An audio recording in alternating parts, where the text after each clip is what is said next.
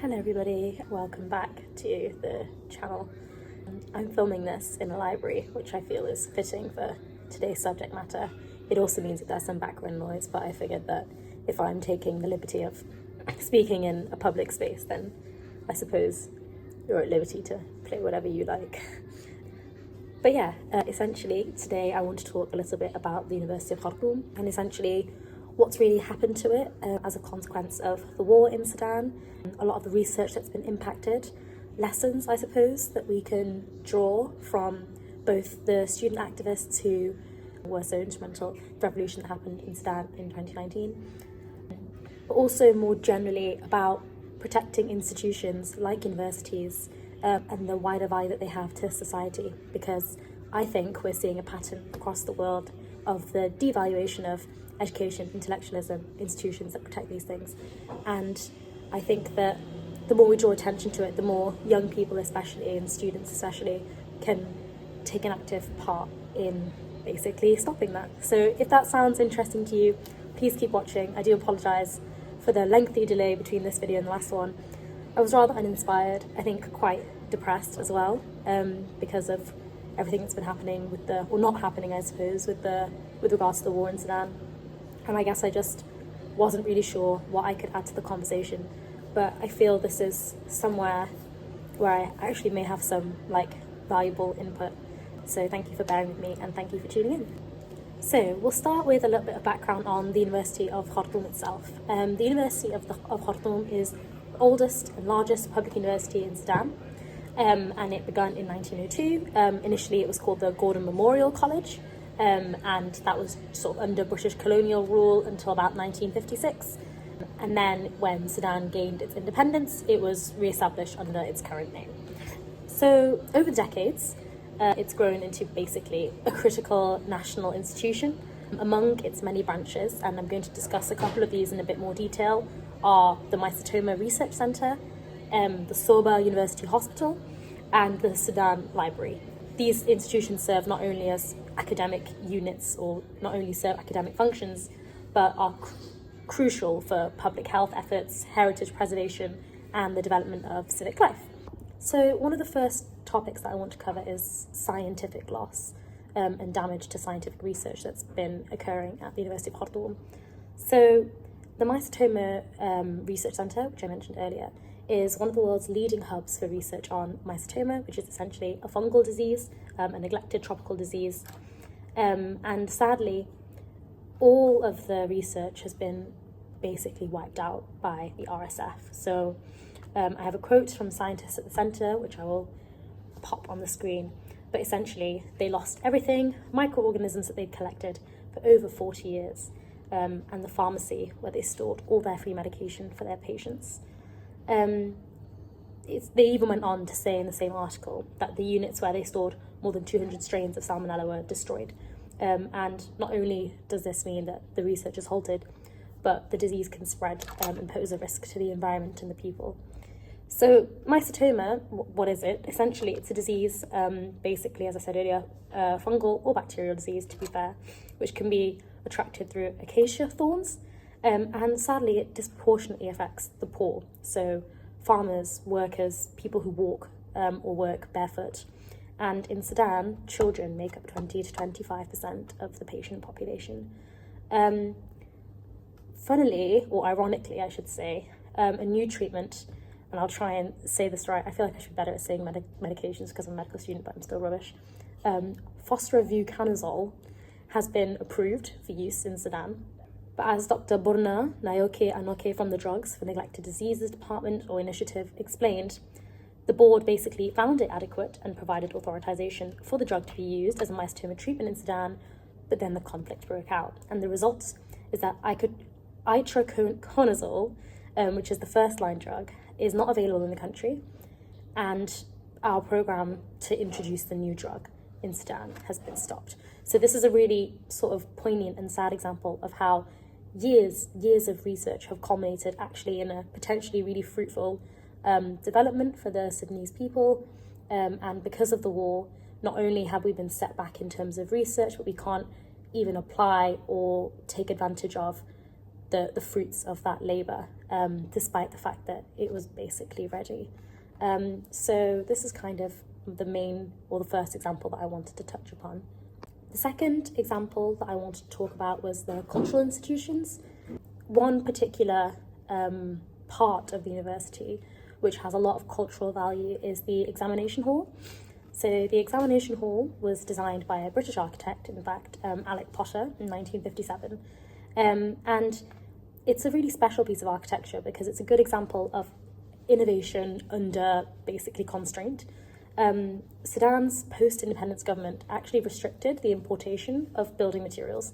So Potter had to improvise quite a bit. And I have another quote here with a bit more detail about how exactly this improvisation took place. But essentially, the building is made from mahogany timber, and these slats are brought in by steamers from the south. There's timber shell for the roof structure, and there's a very rich interior finish. The walls were also made of local brick with panels of hit and miss brickwork, which really encourages natural ventilation. So it's quite a clever little piece of architecture. And his wife, Alec Potter's wife, Margaret Potter, was also involved in designing this hall. She was originally a women's student warden at the university, and she built a slide library of Islamic architecture that actually generations of Sydney students went on to study and expand.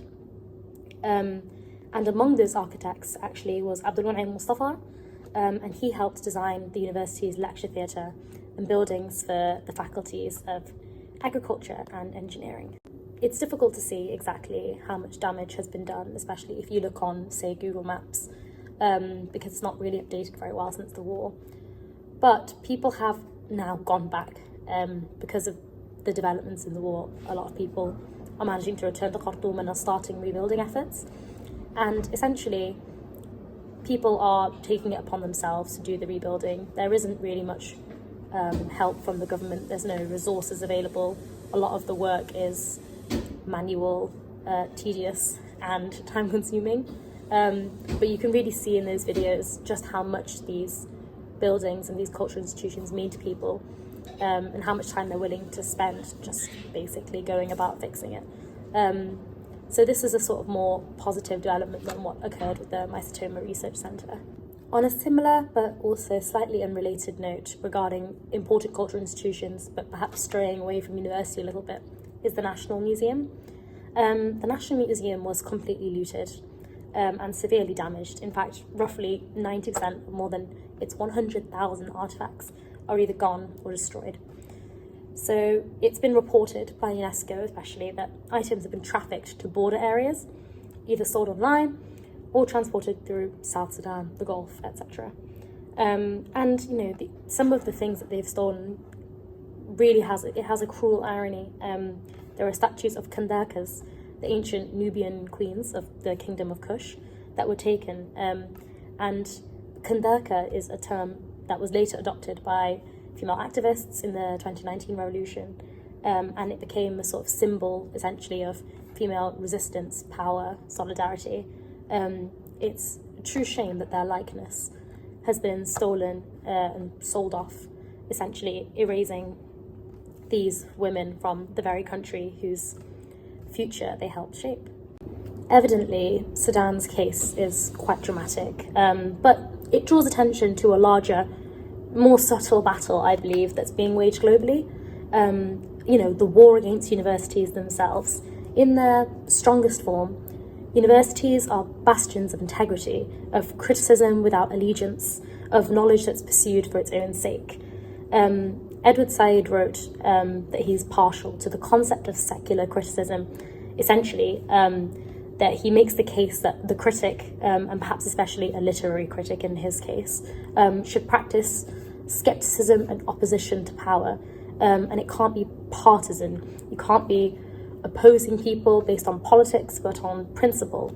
And this integrity that universities value and uphold is being undermined, I believe, not just in Sudan in the past, but in the USA now, the UK now, and not always just by governments, by markets as well.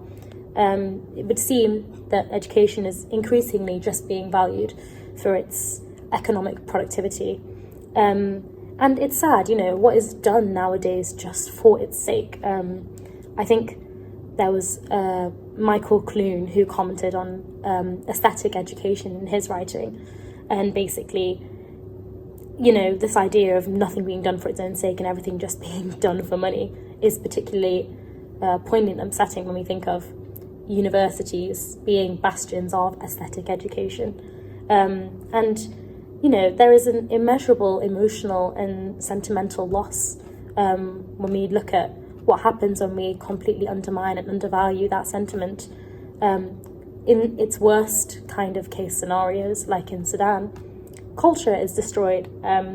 It's not just statues or buildings that we lose, but its meaning, its history, its identity. So this is kind of, I guess, my opinion. But it'd be interesting to see if other people feel like this phenomenon is truly getting worse, essentially. I don't think that means that there's nothing we can do about it. In Sudan, universities are going to become safe spaces again. I have that hope for us, and I think those videos, especially that I saw recently, really reinvigorated me and gave me heart to finally film this. But essentially, we need to understand that universities are there to build harmony, to shape government policy and public imagination, and that by strengthening departments and sponsoring and supporting faculty, I should say, not sponsoring, and ensuring research survives, everybody will benefit from that. And there are groups internationally that are invested in helping the regrowth or the rebirth of University of Khartoum specifically. For example, the Sudan-Norway Academic Cooperation have a program that stepped in to help Sudanese scholars survive and continue their work, essentially. And some of their goals, which I found on their website, include things like increasing research expertise, conducting high-quality collaborative research, and also strengthening dialogue between scholars and policymakers. And I think that last point especially is going to be crucial for Sudanese society as we are essentially starting to maybe emerge from this war. I say that, but I hope that ultimately, and I do think that if we are hoping to emerge from this war soon, and we want a plan for how to emerge from this war properly, that dialogue is going to be key. So these are not just academic goals, these are societal imperatives. So, what do we learn when the library burns? To conclude, I think that when universities fall, whether that's to bombs or to governments or to profit motives, the consequences are vast. Sometimes it means that illness can spread. Sometimes it means that culture is erased. Sometimes that means that criticism goes silent. And, do you want this to happen in the place where you live now? Whether that's Sudan or elsewhere, have a little think about the universities in your area and what they contribute to your community, and maybe how you can support them specifically. And in general, if this made you think, maybe share it, get talking with your family, with your friends, whoever. Ask yourself, are the institutions around you still free to speak and to preserve whatever it is that matters to you the most? And yeah, that's everything for now. Thank you so much for watching.